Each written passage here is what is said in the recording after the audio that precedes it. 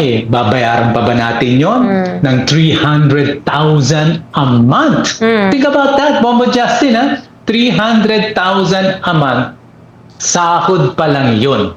Wala pa yung mga allowances niya. Eh, ba't natin babayaran yan? Kami nga mga manggagawa, eh, pagka, di ba tayo, pag nawalan tayo pag hindi tayo nakapasok na walang, ng unexcused yung absence natin, hindi lang tayo nawawala na sahod, pwede pa tayo madisiplina. Di ba ganun ang sitwasyon sa atin? Dapat ganun din sa mga opisyales ng ating bansa na binabayaran natin para magsilbi sa atin. Kaya baka maganda, Bombo Justin, paalala natin sa Senado. Nangako si Senator Bato nung Mayo pa lang, pinangako niya, hindi na daw natin kailangang kulitin siya kasi hindi na niya tatanggapin daw ang kanya sahod. Pwede bang patunayan ng current Senate leadership na hindi na nila binabayaran si Bato? Baka maganda, issue natin yung challenge na yan publicly. Yes po. Kabilang din po sa mga sasaklaw ng panukalang ito, Sir Joshua, nabawiin din yung iba pang mga allowances ng mga opisyal na ito para masiguro no, na panagutan daw yung serbisyo publiko, Sir Joshua.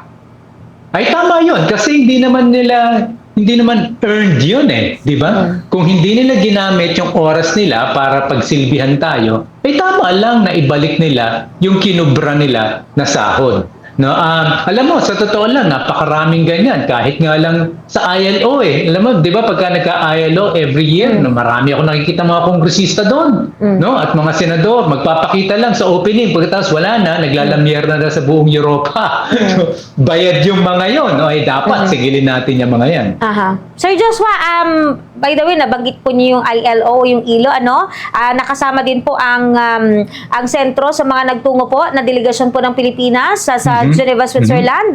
Meron po bang mga latest na good news para po sa sektor po ng paggawa, Sir Joshua?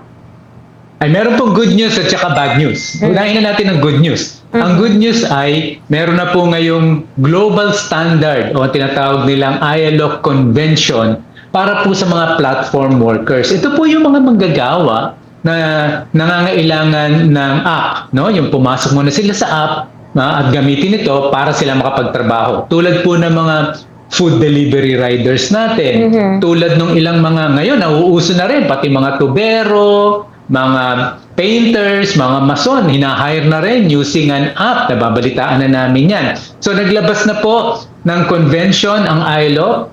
At magandang balita dito ay sinasabi nito na anuman ang kategorya mo, ikaw man ay tratuhing empleyado o hindi ng platform, dapat meron kang karapatan at dapat ay ikaw at yung karapatan na yan ay nare-respeto.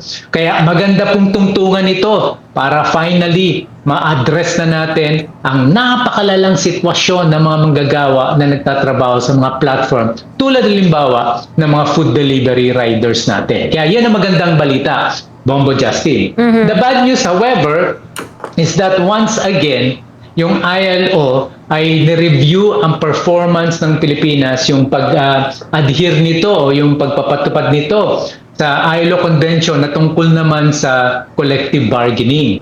At dito, lumabas, nagva-violate na naman ang Pilipinas. Ang sabi ng ILO na nadi-disappoint sila na patuloy daw ang violations ng Pilipinas sa karapatan ng mga manggagawa sa collective bargaining, lalong-lalo na sa mga manggagawa ng mga electric cooperatives kasi pinakikialaman po yan ng National Electrification Administration.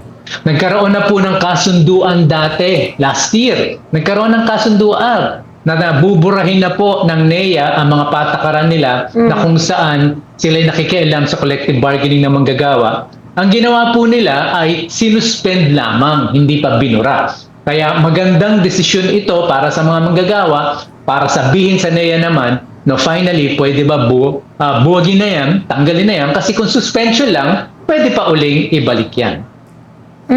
Sir Joshua, doon ba sa mga nakalipas po na taon, doon sa mga tinalakay sa ILO conference, nagkaroon ba ng mga development o progress, yung mga problemang nakita po sa kinaharap po ng sektor ng paggawa sa ating bansa?